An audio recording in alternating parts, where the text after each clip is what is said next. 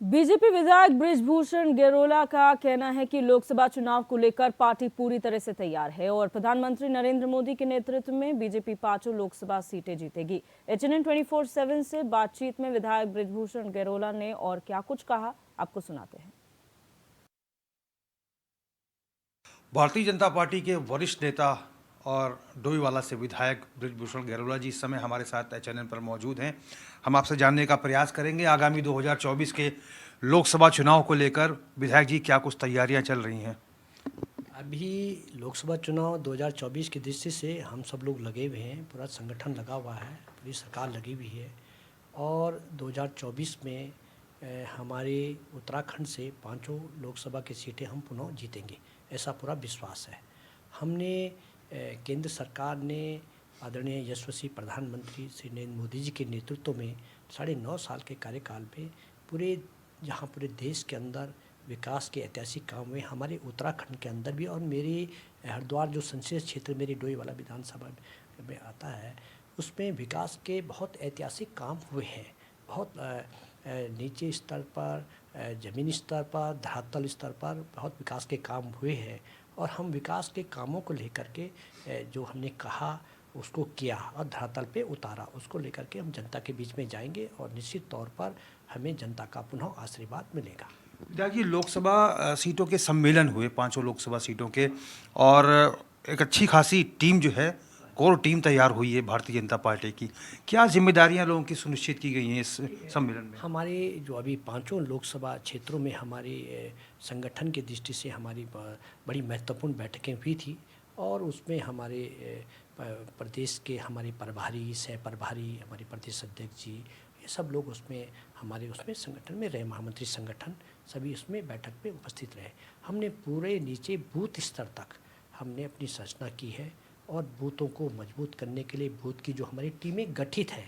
Bharatiya Janata party संगठन एक ऐसा संगठन है जहाँ पर हम लोग बूथों को गठित करते हैं पूरे नीचे स्तर तक। पूरी हमारी टीम है, पहले हमारी 21 की टीम होती थी, अब 11 की टीम हमारी बनी है और उस दृष्टि से हम लोग लगातार उसमें उनके साथ बैठकें करते हैं। नीचे हमारे पन्ना प्रमुख होते हैं, पन्ना प्रमुख हमारे उनका भी हमारा गठित हो चुके हैं और हम लोग लगातार नीचे जो भी हमारी सरकार की उपलब्धियां, केंद्र सरकार की उपलब्धियां हों, राज्य सरकार के माननीय पुष्कर सिंह धामी जी के नेतृत्व में विकास के काम अच्छे हो रहे हैं, उनको लेकर के हम लोग जनता के बीच में जाते हैं और नीचे स्तर तक हम लोग उनको आम लोगों को बताते हैं। अच्छा विधायक जी, प्रधानमंत्री नरेंद्र मोदी का एक वर्चुअल संवाद अभी हाल फिलहाल में हुआ था, मेरा बूथ सबसे मजबूत। ये बहुत आवश्यक दिशा निर्देश प्रधानमंत्री ने आप सभी लोगों को दिए थे। क्या मार्गदर्शन मिला प्रधानमंत्री का? हमारा देखिए, हम लोग हमेशा अपने बूथों को मजबूत करने के लिए हर व्यक्ति संगठन का, कोई चाहे राष्ट्रीय स्तर का पदाधिकारी हो, चाहे केंद्र का मंत्री हो, सांसद हो, विधायक हो, संगठन में कोई भी व्यक्ति है, प्रमुख है, उसको अपने बूथों को मजबूत करना है। हर बूथ हमारा मजबूत होना चाहिए और हमने अपने बूथों को मजबूत करने के लिए जो हमारी सरकार की उपलब्धियां हैं, जो हमारे लाभार्थी हैं, राज्य सरकार के विकास के जिनको फ़ायदा हुआ है, भारत सरकार की योजनाओं का फ़ायदा हुआ है, उन लाभार्थियों के साथ हम लोग संवाद करते हैं। समाज के हर वर्ग से हमारा संवाद होता है और जो हमने अच्छे काम किए हैं उनको जनता को बताया जाता है, तो उससे हमारा बूथ स्वतः ही मजबूत हो जाता है। हमने बहुत से बूथों का भी चिन्हीकरण किया जहाँ पे कुछ बूथ हमारे माना कमज़ोर हैं, तो उनको हम कैसे मजबूत कर सकते हैं, तो जनता के साथ हमारा संवाद होता है, उसका हमको निश्चित तौर पर वो बूथ भी हमारे और मजबूत होंगे। विधायक जी, 23 हारी हुई विधानसभा सीटों पर टीमें गठित की गई हैं, वो सर्वे करेंगे कि आखिर वजह क्या रही हार की। हमने अभी हमारे संगठन ने, पार्टी नेतृत्व ने सभी सांसदों को ये जिम्मेवारियां दी है कि वो नीचे जा कर के जो हमारी जो विधानसभाएं हम लूट के किए थे, उन विधानसभाओं में जा कर के वहाँ पर भी हम लोग अच्छा अपना जो हमारी उपलब्धियां हैं उनको बीच में जाए और जनता के साथ संवाद कायम करें। और हमें अब लगता है कि हमको आने वाले समय में इसका बहुत अच्छा लाभ मिलने वाला है। अच्छा विधायक जी, अब चूँकि परिदृश्य बदल रहा है, लोगों का सोचने का, समझने का, युवाओं का, सबका दृष्टिकोण भी बदल रहा है। अब सिर्फ केंद्र के मुद्दे नहीं बल्कि प्रादेशिक मुद्दे भी, चाहे वो लोकसभा चुनाव हो चाहे विधानसभा चुनाव हो, उनमें हावी रहते हैं। प्रदेश की अगर बात करें तो सीएम ने, चाहे वो जबरन धर्मांतरण का मसला हो या फिर अवैध मजारे, इस प्रकार का ये यूनिफॉर्म सिविल कोड, नकल विरोधी कानून, आपको लगता है ये जो ऐतिहासिक निर्णय लिए गए हैं जिससे मुख्यमंत्री का कद बढ़ा है और उनको भी 5 राज्यों में जिम्मेदारी भी मिली है चुनावी जनसभाओं की, तो क्या लगता है कि ये मुद्दे भी प्रभावी रहने वाले हैं? इसी तरह हमने कहा ना कि हमारी राज्य सरकार के द्वारा किए हुए कार्य हों चाहे केंद्र सरकार के द्वारा किए हुए कार्य हैं, वो धरातल पे दिखने लगा है। हमारी सरकार ने, राज्य सरकार ने अभी महिलाओं को नौकरियों में, उत्तराखंड की जो हमारी महिलाएं हैं उनको आरक्षण देने का एक बड़ा ऐतिहासिक कार्य किया है। तो आज हमारी यहाँ की जो बेटियाँ हैं, बहनें हैं हमारी हैं, उनको इसका लाभ मिलेगा और गवर्नमेंट जॉब में आएंगी। कब उनको एक आरक्षण का लाभ मिला है तो हमने कानून बना के उसको किया है। अभी आपने जैसे कॉमन सिविल कोड का विषय रखा है, उसको भी बहुत जल्दी इस पर इम्प्लीमेंट हो जाएगा। हमने अन्य जो भी हमारे राज्य सरकार के अभी इन्वेस्टर समिट का अभी हुआ है, तो मुख्यमंत्री जी अपने इंग्लैंड भी गए हैं, लंदन गए थे, अभी दुबई और गल्फ कंट्री भी होके आए हैं। हमारे देश के विभिन्न राज्यों में भी उन्होंने रोड शो किया है और अच्छा उसमें जो लक्ष्य है उस लक्ष्य का हम लोग पहुंचने वाले हैं, जिसमें एमओयू साइन हुआ है। तो निश्चित तौर पर उत्तराखंड में उद्योगों का जाल बिछेगा, हर सेक्टर में उद्योग होंगे, पर्यटन हब है, एजुकेशन हब है, कई चीज़ों में। और पहाड़ के जो हमारे ज़िले हैं जहाँ पे आज तक उद्योग बहुत कम है, ना के समान है, वहाँ पर भी उद्योग बनेंगे तो लोगों को रोज़गार भी मिलेगा और पलायन भी रुकेगा। तो इसका हमको आने वाले भविष्य में बहुत बड़ा लाभ मिलने वाला है। सड़क, पानी, पेयजल जो भी है, ये लगातार जल जीवन मिशन का आप देख लीजिएगा कि हमारा काफ़ी जल जीवन मिशन का काम, हमारा काम काफ़ी प्रगति पे आगे बढ़ चुका है। और आम लोगों को अब हर घर में नल और हर नल में जल, जो योजना भारत सरकार ने की है उसको आज वो धरातल पे दिखने लगी है। और देश का हमारा पहला राज्य है जहाँ 1 रुपये में कनेक्शन आपको, एक तरह से निःशुल्क कनेक्शन आपको दिया जा रहा है। उत्तराखंड एक ऐसा राज्य है, ये 2019 में इसकी व्यवस्था हो गई थी।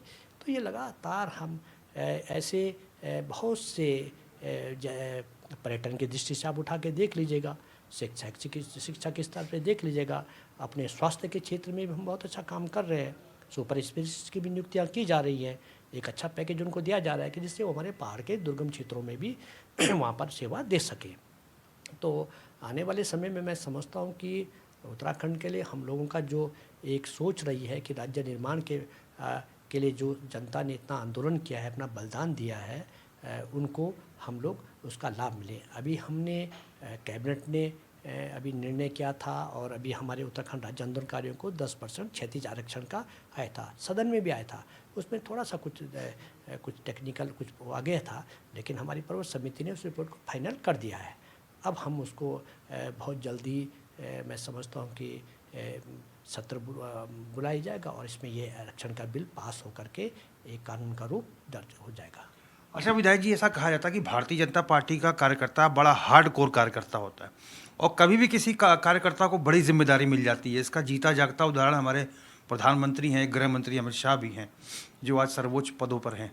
आपको लगता है कि कार्यकर्ता का मनोबल बूस्ट होना, उसका काउंसलिंग बेहद ज़रूरी है? क्योंकि हमने देखा है कि आपकी कोर ग्रुप की बैठक होती है, कोर कमेटी की, राष्ट्रीय संगठन महामंत्री BL संतोष आते हैं, कोर ग्रुप की बैठक में हरिद्वार में राष्ट्रीय अध्यक्ष JP नड्डा आते हैं, आपके राष्ट्रीय संयुक्त महासचिव संगठक B सतीश भी आए, धर्मेंद्र प्रधान आए, गृह मंत्री अमित शाह आए, प्रधानमंत्री खुद जागेश्वर होके आए।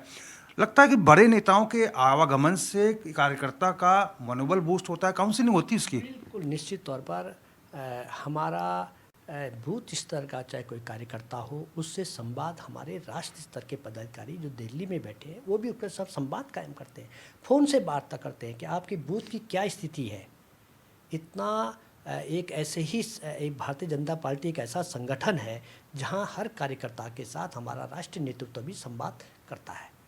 और अभी जो हम लोगों का ये जो आपने कहा है कि हमारे राष्ट्रीय नेतृत्व यहाँ पर आते हैं, लगातार वो हर चीज़ की समीक्षाएं करते हैं, कार्यकर्ताओं के हर कार्यक्रम के, इतने कार्यक्रम हमारे होते हैं कि कोई भी कार्यक्रम आपने देख, चाहे हमारे मन की बात का कार्यक्रम हो, दीनदयाल जी की जयंती का हो, पार्टी का स्थापना दिवस हो, राज्य निर्माण दिवस हो, ऐसे 6 और कुछ अन्य कार्यक्रम भी हमारे हमेशा होते रहते हैं।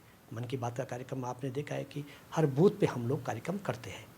और पूरा उसको लेकर के पूरा उस पर बड़ी संख्या में आम सामान्य लोग भी उसमें प्रधानमंत्री जी की मन की बात को सुनने के लिए आते हैं। बहुत अच्छी अच्छी जानकारियाँ हम सब लोगों को मिलती है। तो हमारा संगठन का नेतृत्व का तो ये रहता है कि भाई हम लोग अपने कार्यकर्ताओं के साथ अधिक से अधिक संवाद करें और कार्यकर्ताओं के अंदर उससे ऊर्जा मिलती है। कार्यकर्ता बिल्कुल जैसे कोई भी जिम्मेवारी जब किसी कार्यकर्ता को होती है तो तपा एक कार्यकर्ता होता है, उसको नीचे तक की जानकारी होती है और कहते हैं कि जब नीचे स्तर की जानकारी होगी तो तभी आपको कोई और बड़ी जिम्मेवारी मिलेगी तो आप उस चीज़ को समझ सकते हैं। तो ये इसका हमको लाभ मिलता है। अच्छा विधायक जी, मेरा अंतिम प्रश्न होगा, ये वार्तालाप थोड़ी लंबी हो गई।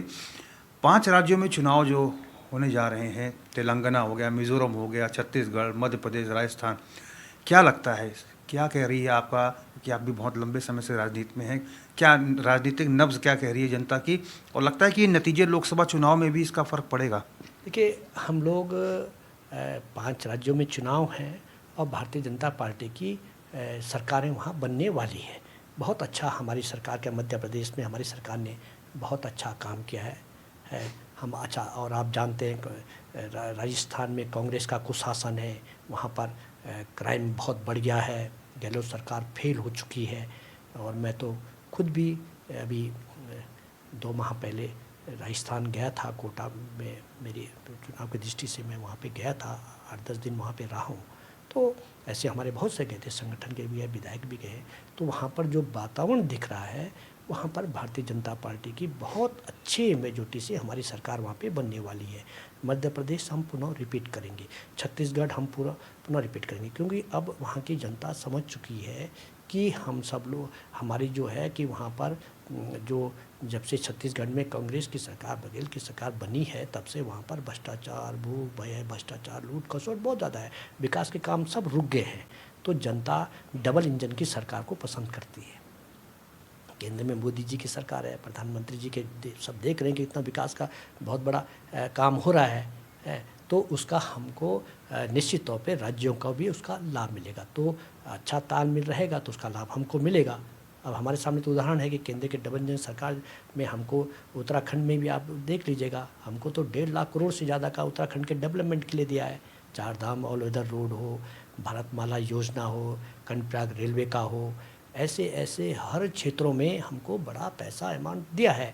अभी हमारे यहाँ आपदा आई है, पहले भी आई थी, केदारनाथ आपदा आप सब लोग जानते हैं, उसके पुनर्निर्माण के लिए, बद्रीनाथ जी के टाउन प्लान के लिए, अभी हमारा मानस खंड के लिए आप देख लीजिए, जागेश्वर धाम और वहाँ का के डेवलपमेंट के लिए सरकार, भारत सरकार हमको बहुत पैसा दे रही है। तो ये हमको लगता है कि हमारा ये जो विकास का जो काम है, इसका हमको बहुत अच्छा भारत सरकार हमको फ़ायदा उसका मिलने वाला है। तो ऐसे राज्य अन्य राज्यों में भी होगा। तो मुझे निश्चित विश्वास है कि हमारा 5 राज्यों में चुनाव हो रहे हैं, उसका हमको भारतीय जनता पार्टी को बहुत अच्छा फ़ायदा मिलने वाला है। विधायक जी, हमको अपना कीमती समय देने के लिए बहुत बहुत धन्यवाद। चलिए, धन्यवाद आपका। तो हमने बात की भारतीय जनता पार्टी के वरिष्ठ नेता और विधायक बृजभूषण गरोला जी से। उनका स्पष्ट तौर पर कहना है कि आगामी 2024 के लोकसभा चुनाव में एक बार फिर प्रधानमंत्री नरेंद्र मोदी के नेतृत्व में प्रचंड बहुमत की सरकार बनने वाली है, और इसके साथ ही उत्तराखंड में जो मुख्यमंत्री पुष्कर सिंह धामी और केंद्र सरकार के द्वारा जो कार्य किए जा रहे हैं, उससे कहीं ना कहीं जनता खुश है, संतुष्ट है, और उत्तराखंड से भी 5 लोकसभा सीटें भारतीय जनता पार्टी के झोली में आने वाली हैं। HNN 24/7 के लिए अपने कैमरा पर्सन हरीश भट्ट के साथ मैं रोहित विक्रम सिंह, देहरादून।